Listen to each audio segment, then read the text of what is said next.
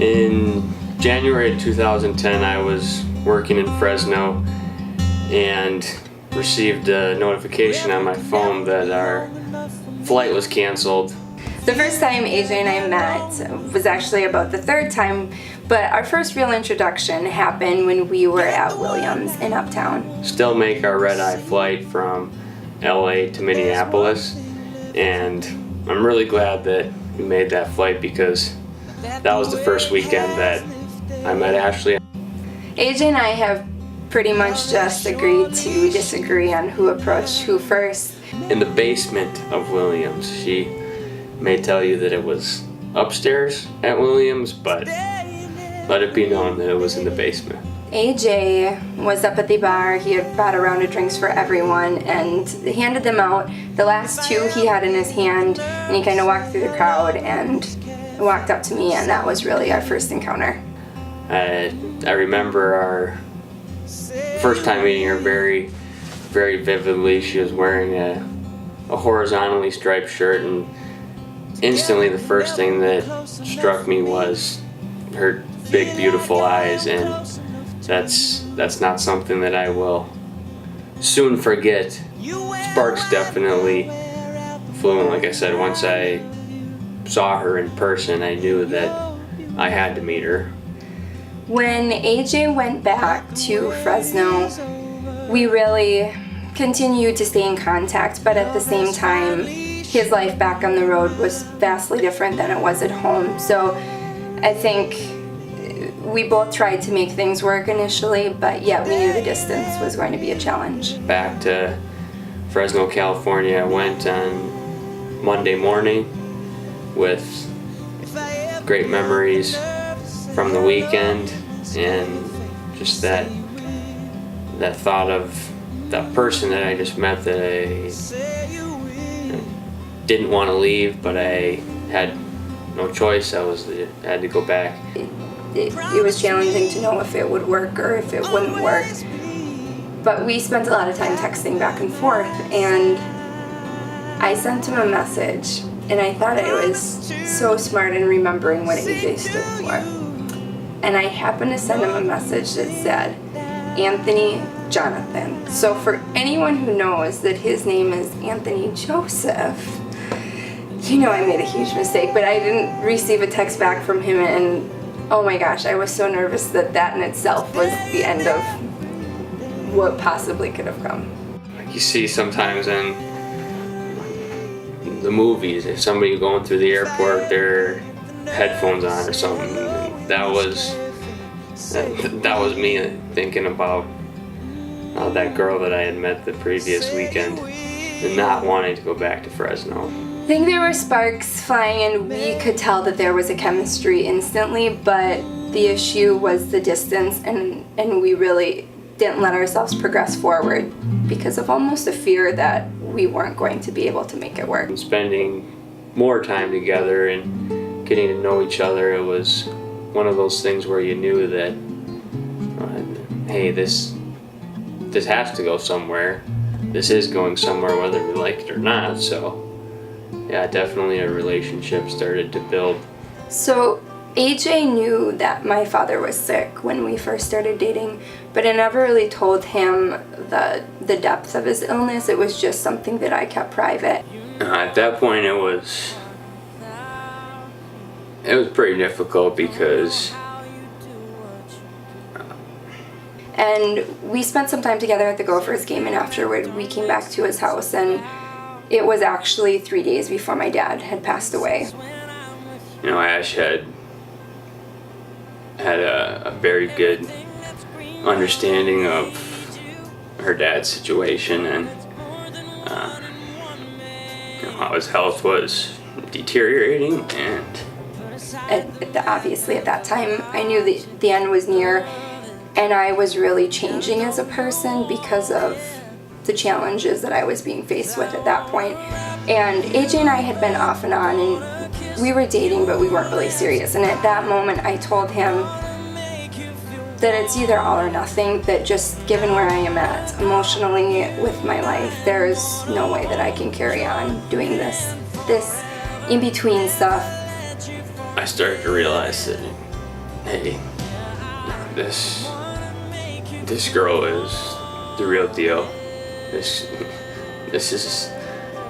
is not something that I want to half-ass.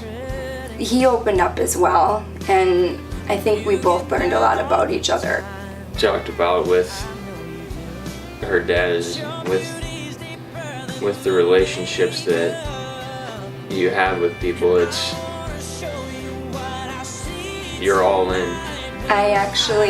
So we had that conversation that Saturday. My dad passed away on Tuesday. Monday morning I had driven AJ to the airport, so he was gone through the actual death itself, and I think that I realized that a huge piece of me was leaving, and in that change, that's the kind of person that she is, and that's why I love her to death, is that this is how you feel, we're gonna lay it out there. There's no hidden meanings. My dad was such a large part of my life, and a pivotal part of me was kind of taken at that moment. But at the same time, because of the conversation AJ and I had, it's ironic almost when I look back now to see how I lost a huge part of myself, but in that same moment, basically concurrently, I gained a huge piece of me. Never having met Mike is definitely one of the things that I wish I could have changed more than anything. I probably became stronger than I ever thought I could be, and I think a large piece of why AJ and I worked so well was because he saw the strength and perseverance through the most challenging point in my life, and we realized that there's so much that we could take on. He offered so much support, and even though he wasn't here for the moment, he never got to know my father, he still helped me develop beyond that and become the person that I ultimately wanted to be. Most of our travels begin with packing, obviously, and we've never taken a trip longer than a week together. But I swear to you that Ashley has packed for month-long excursions time and time again. My travels with AJ, looking back now, they are amazing. Pretty sure she brought 10 pair of shoes to my cousin's wedding that was at our cabin. The first time I traveled to see AJ in California was in January. We'd been dating for about 4 months, and gosh, I was so nervous, and I think I packed the biggest suitcase possible. I'd say one of the highlights would be when she came out to Los Angeles and we went to Catalina Island for a weekend, and it was my first opportunity to have a glimpse into what his everyday life is and how normal it really is.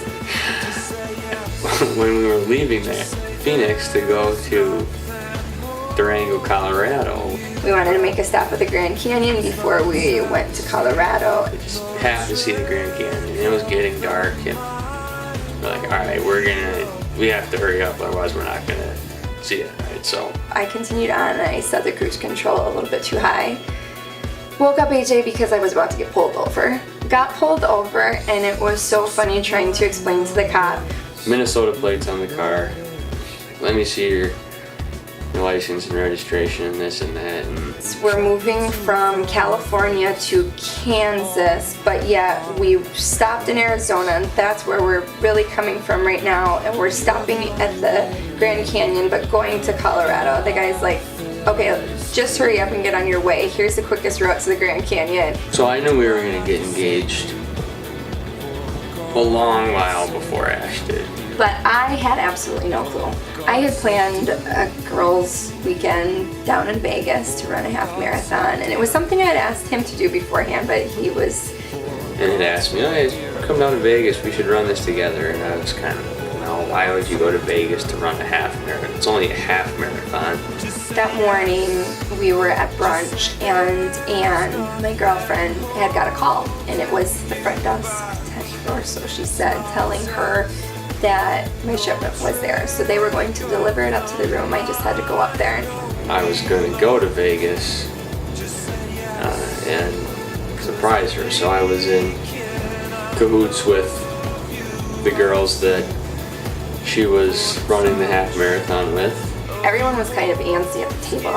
And finally one of the girls said, well, are you going to go or not? Because you have to get up to the room. So brought my toast with me, headed on up there, kind of poked as I was going, called my mom. She didn't answer, which was probably a really good thing because she knew what was about to come. Just instantly, heart beating 1,000,000 miles an hour, sweating. I'm usually fairly calm, but obviously at that point I was a nervous wreck. But I walked in that door and I felt like I was in a dream because the moment that I opened the door, there he was. He was already in my room, down on one knee with a box in his hand. An absolute nervous wreck, sweating, trying to do one of these. And I was in such shock that I walked into the bathroom, didn't even go to him, threw all my stuff down, including my toast, right on the floor, and then made my way back in there. And he naturally said everything that I could have ever asked for. And like I said, it could not have worked any better. The look on her face when she opened the door to her room to come and get what she thought was her iPod. I just landed at the Las Vegas airport and I'm on my way to the Bellagio to ask you to marry me. I can't wait. I'm really freaking nervous right now, but you Paging Hawaiian Airline past traveler last name Reyes. Please see an agent at D35. I love you.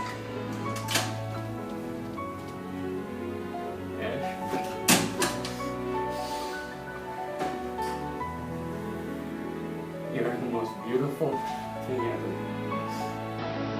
well, hello, fiance. Nice little ring to that. Never gets old, and I have a feeling it won't for a long time. Wanted to tell you thank you for everything, for making everything so special.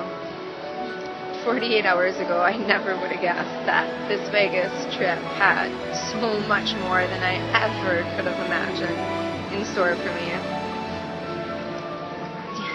Thinking back 2 years to when we first started dating, had I known that this day would come, I don't think you could have told me what happiness was, what love was, and I never would have believed it. What I found with you is more amazing, and it gets better every single day. So thank you from the bottom of my heart, not just for this weekend, the best weekend to date, not only for that, but for being you, for being so amazing. I love you, more than anything, and will forever. Can't wait for so much more time to come, boo. I love you. See you soon. Of course I said yes, and he had taken the time to record all of it, to go to my dad's gravesite and to ask each one of my family members individually. What's next is awesome to think about, the potential that we have. But I think not too long after we get married, we'll probably move from where we're at. We'd like to start a family in the suburbs somewhere, and AJ thinks we're gonna have 2 boys and we'll live happily ever after. We're gonna have 2 boys. That's already been determined, so. We'll have a lot of challenges ahead, but what's exciting is I know that through that we are going to have so many more experiences traveling. Building the relationships that we already have with one another's families and becoming even closer. He has taught me so much about not only spending time together, but spending quality time to each other, with each other.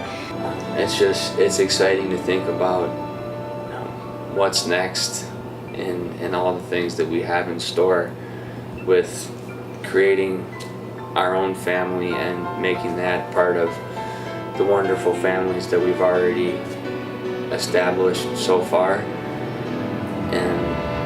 and really just embracing everything else that comes with being married and doing things together as a team.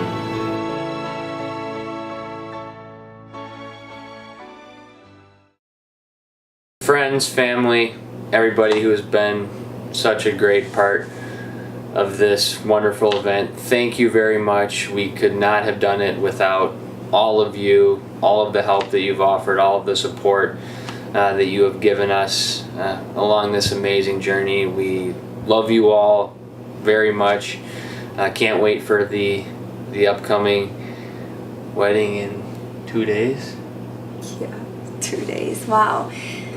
And just to echo that, thank you all. I think AJ and I have always known that we're both really lucky. We're really blessed to have a huge support system, but we just got really lucky and gained on both of our sides. I gained an extra loving family and a number of friends, and he gained another loving family and a lot more friends. So thank you for being here throughout the whole journey. Thank you, Devin, for introducing us, and Devo. Yeah, Devo, and Amy for being there too, and to each and every one of you who have supported us in different ways that have led us to this point. Thank you love very you. much. We love you all.